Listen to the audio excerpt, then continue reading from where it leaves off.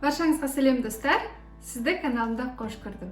Бүгін YouTube канал ашпастан бұрын білуің керек 5 нәрсе туралы айтатын боламын. Егер сен YouTube канал ашуды ойлап жүрген болсаң, бұл видео саған арналады.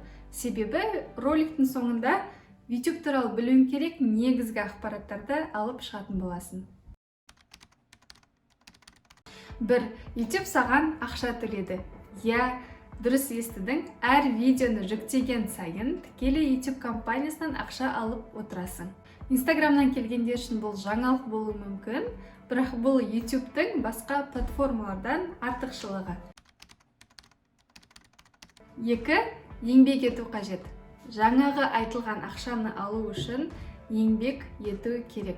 Ешбір уақытта тегінен ақша берілмейді де. Бір видео жүктеп ус ақша аламын деп ойласаң, қателесесің. Әдемі бір роликтің артында видеоны түсіру бар, оған тақырып таңдау, монтаждау, оны жүктеу және керекті нақты сенің аудиторияңа соны жеткізе білу. 3. Сапалы контент жасау. Аудиторияның назарын өзіңе қарата білу. Себебі қазіргі уақытта адамдардың көздері сапалы әрі әдемі видеоларға, суреттерге әбден үйренген, сондықтан жақсылап тырысу қажет. Бұл тақырыпты ашып айтатын видеолар алда менің каналымда болады, жіберіп алмас үшін тіркеліп қоюды ұмытпа. Сабырлықты қажет етеді.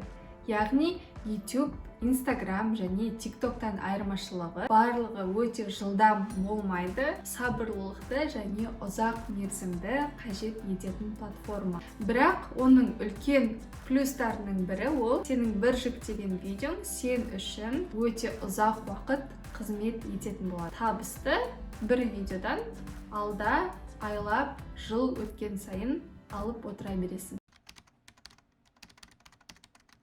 5. YouTube'тың болашағы өте үлкен.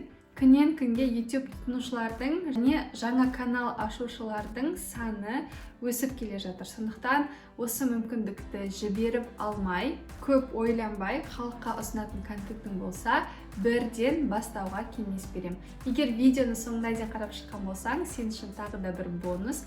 Қазақ тіліндегі контент өте аз. Бұл сен үшін тағы да бір қосымша мүмкіндік. Менде бүгінге осы. Егер видео ұнаған болса, лайк басыңыздар және қосымша сұрақтарыңыз болса, міндетті түрде комментарийда жазыңыздар. Барлықтарыңызға жауап беруге тырысатын боламын. Сіздермен болған Назым. Көріскенше.